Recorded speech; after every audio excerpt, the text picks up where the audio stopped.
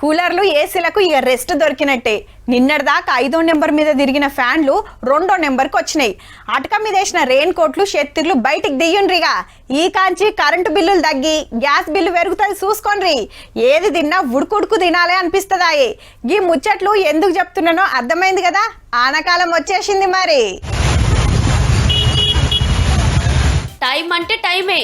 ఇట్లా పొద్దుమికింది అట్లా దంచింది. పొద్దంతా ఎండగొట్టింది.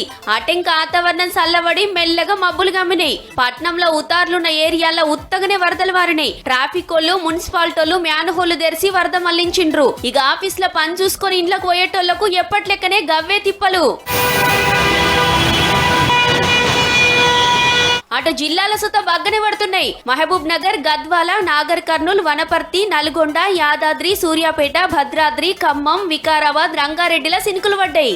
మెదక్ల పిడుగులు పడి 2 కాలం చేసిండ్రు. నారాయణపేట వరకు ఉన్న ఈ నైరుతి ఋతుపవనాలు ఈ రోజు మనకి మెదక్, సంగారెడ్డి నుంచి దాదాపుగా భద్రాద్రి, కొత్తగూడెం నుంచి విజయనగరం వరకు కూడా విస్తరించడం అయితే జరిగింది. తెలంగాణను తాకిన నైరుతి ఋతుపవనాలు రాష్ట్రమంతా వరుసుకొని ఆన జోరు చూపిస్తున్నాయన్నట్టు.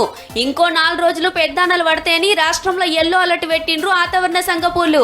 పొద్దుగాల పండ్ల మీద బయటికి పోతోళ్ళు, దూరం ప్రయాణాలు పెట్టుకుంటోళ్ళు జర పైలం మరి.